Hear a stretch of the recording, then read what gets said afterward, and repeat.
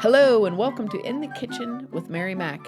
Today our podcast is called Créme and Crema, and we are going to tell you how to make your very own Créme Fraîche and Mexican Crema, which are both really easy to make and fantastically wonderful additions to all of your food. You will love these. It's just something that's really good that will take just about everything you make up a notch. So here's the reason you're going to love these. And the first question you're asking maybe is, what is crème fraîche or crema? And why should you care about those things? Well, crème fraîche is basically heavy whipping cream that has been soured. It's had culture added to it, which causes it to thicken. Same with crema. They're actually made the exact same way, almost.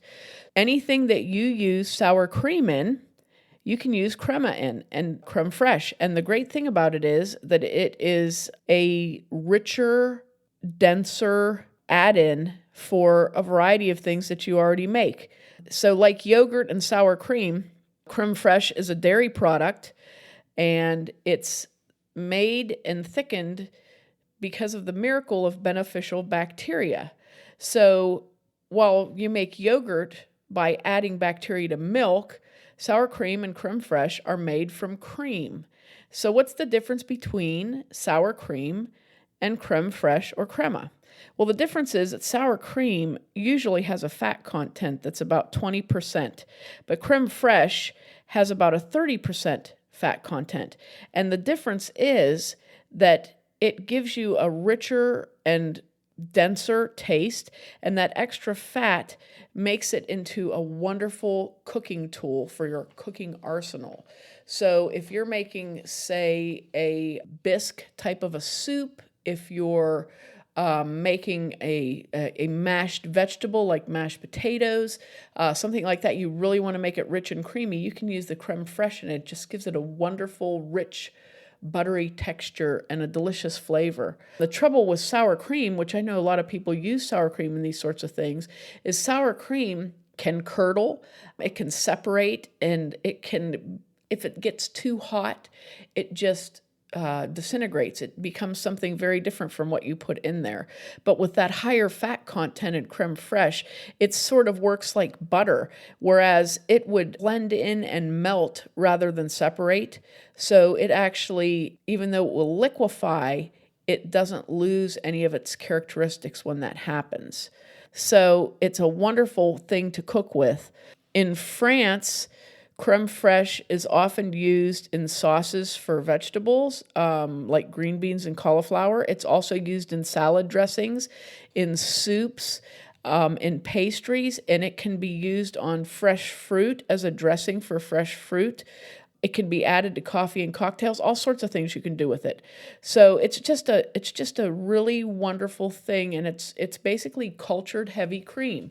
So, and the same with crema. Any sort of a recipe for Mexican food that you make, for example, tacos, fajitas, you can take that crema and use that in place of sour cream, and it just is a flavor boost. It's going to be a little different than sour cream on the dish, but it's just such a flavor enhancer. So it's a little bit of a special thing. You know, it's a little more special than sour cream. So when you're making your taco, you want to put sour cream on there. You make your crema and use that instead, and it's just a little bit more special. So we're going to tell you how to make those. You're going to be stunned at how easy it is, actually. So basically, they start off exactly the same. Crème fraîche and crema start off exactly the same. And we're going to start with heavy cream, which you can get at your grocery store, heavy whipping cream, it may be called. It may just be called heavy cream. And what you want to do is get the freshest heavy cream that you can. So if you're looking at the date on the container, make sure that it's not dated for really close to when you're buying it. So you want one that, cream lasts a long time because of the fat content. So you want to get one that doesn't expire for like a month, okay? And you're going to need buttermilk, regular old buttermilk. So what is in crema and crème fraîche? How do you make it? Here you go.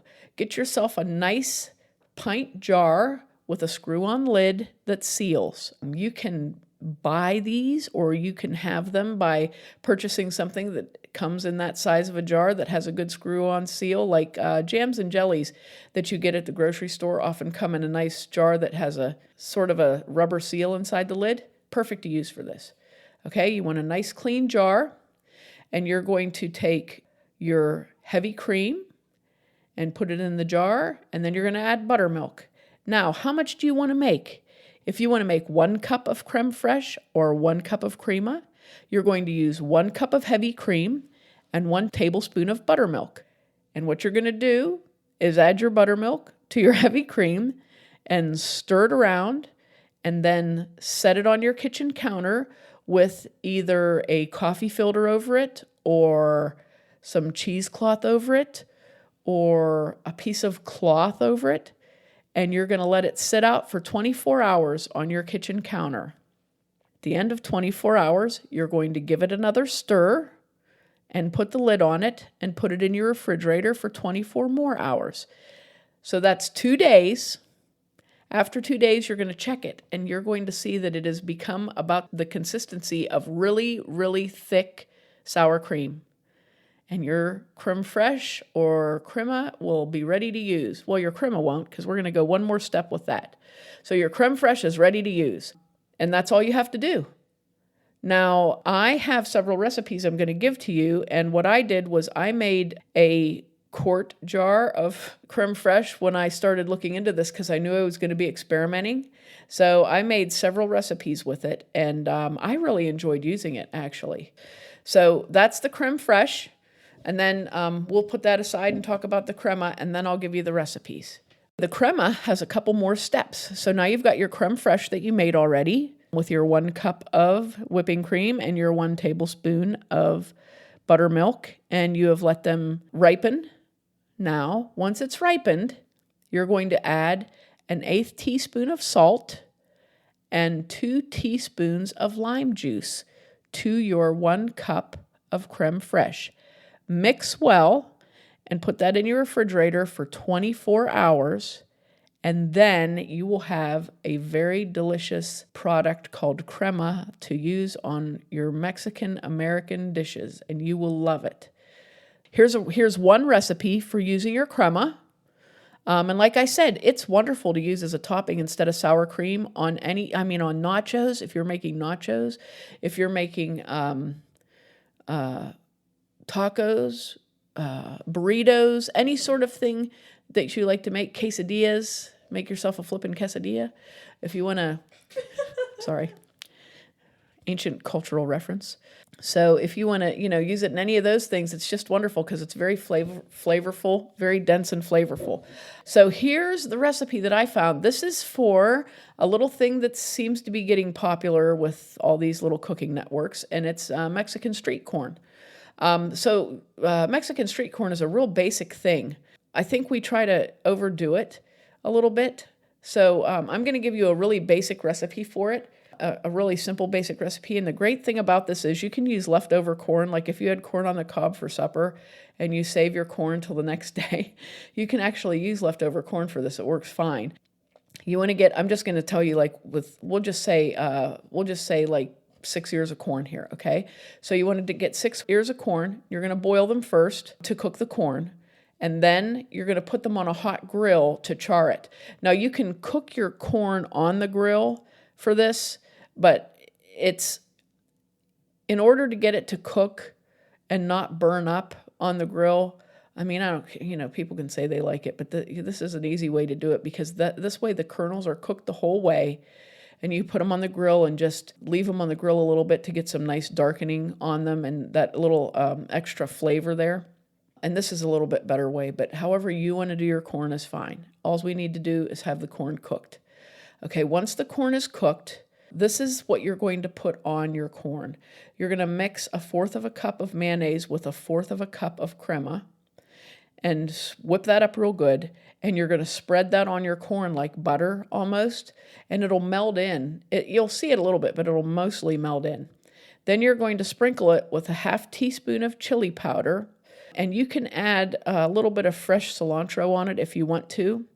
And then there's a type of Mexican cheese that is used on Mexican street corn that is called cotija cheese, and it is a cow's milk cheese similar to what we would be like a freshly grated Parmesan or Romano cheese, and they grate it real fine, almost like it's just real very fine grated cheese.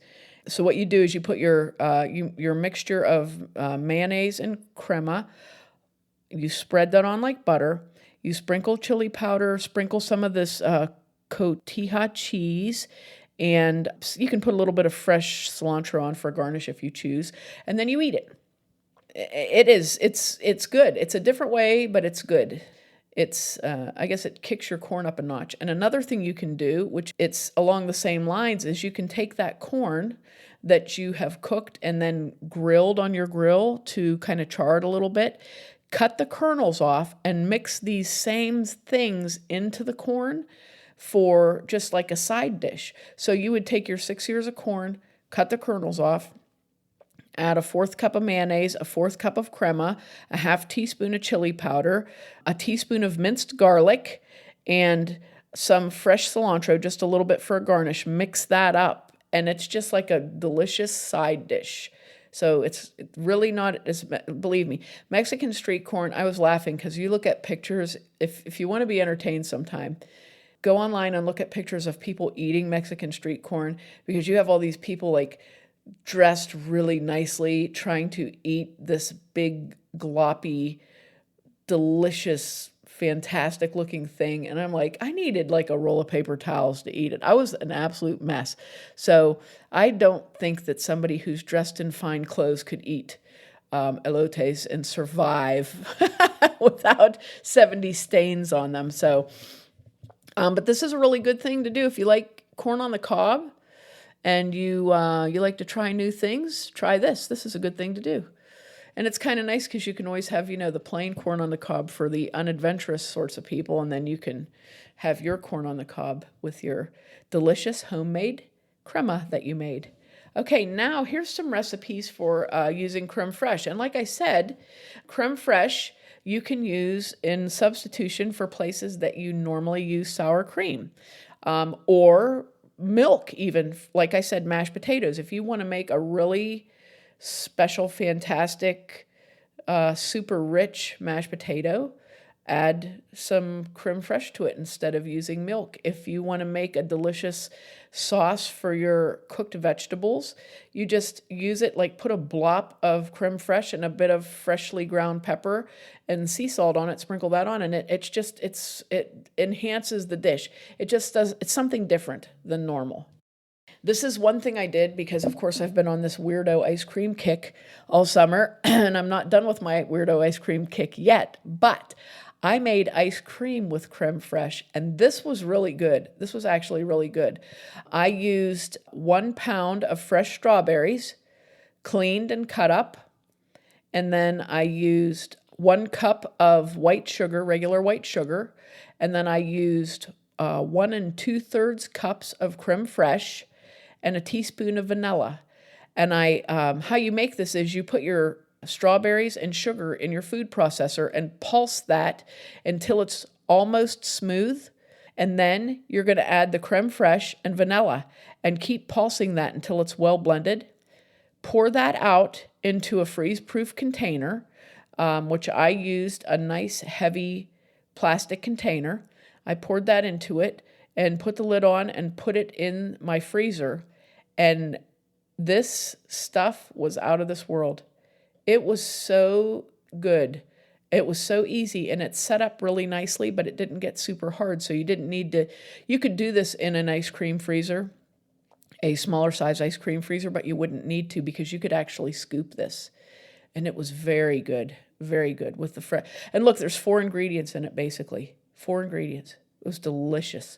So this is a really good one to try. And I think this would work with any fresh fruit, to be honest. I'm going to be trying it with peaches because peaches are almost ready in our area of the world. So I'm going to try it with peaches, blueberries.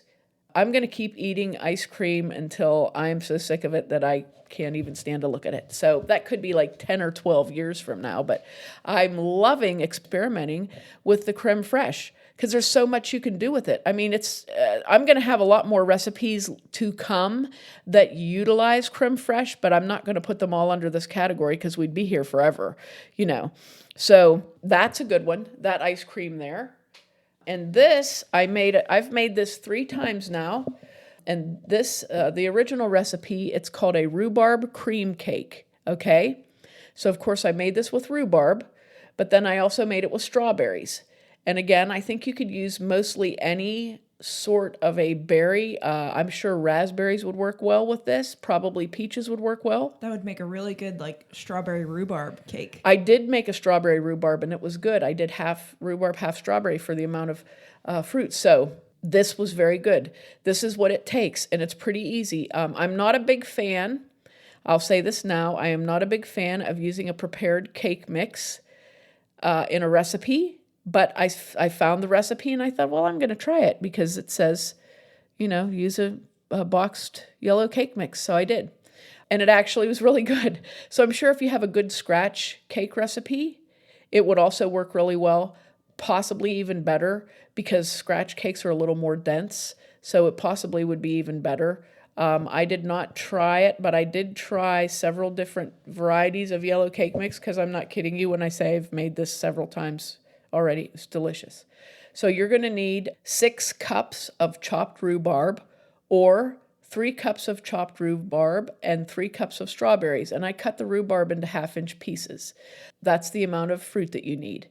1/3 cup of sugar, 1 cup of creme fraiche, and 1 yellow cake mix prepared to the box instructions. So what you're going to do is you're going to grease a 9x13 pan, preheat your oven to 350 degrees. You're going to make the cake mix according to your box instructions and pour the cake mix into the pan, spreading it out evenly. Now you're going to sprinkle your pieces of rhubarb or strawberries and rhubarb or whatever kind of fruit you're using. You're going to sprinkle them all over that cake before it's baked. So it's batter, okay? So you're going to sprinkle those all over your cake batter. Then you're going to sprinkle your 1/3 cup of sugar on top of the fruit, okay? After that, you're going to drizzle or attempt to drizzle your creme fraiche. Creme fraiche is not big on drizzling. It's kind of more gloppy. So glop the creme fraiche onto the cake. Glop it around all over the top of the cake, okay? Should you try to spread it evenly if it's coming in huge glops? Don't even try. It's a battle you will not win. Okay, so glop your creme fraiche over the whole thing and put it into the oven for 40 to 45 minutes. And you want to bake it until the top of the cake is golden and the cake begins to pull away from the sides of the pan. Cool this on a rack. And when it is cool, cut it into pieces. It serves like 12 to 15 people. Is there a time that it usually takes so they have something to aim for? It took about 2 hours for it to cool. So No, like for baking. Oh, I said 40 to 45 minutes. I don't think you did. Oh, didn't? Okay, No, well, I'll say that now. You just said until it's golden brown. Bake at 350 degrees for 40 to 45 minutes until the cake top is golden and the cake begins to pull away from the sides. So you want to make sure it's baked because you've got a lot of creamy and fruity stuff in there, okay? It takes a little bit longer than a normal cake of this size because you have to bake your fruit.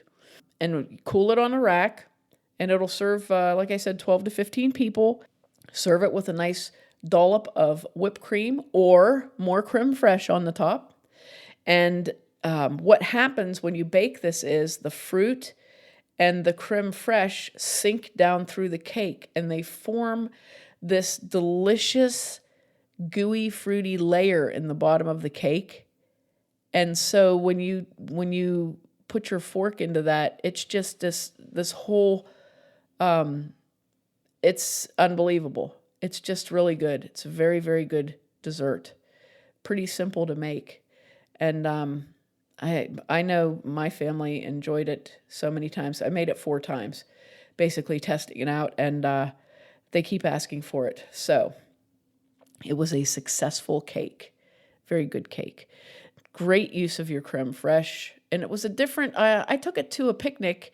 The nice thing about it was really different. And everybody that's what everybody kept saying. What kind of cake is this? What did you do? How did you get it to have that creamy layer at the bottom? How did you do that?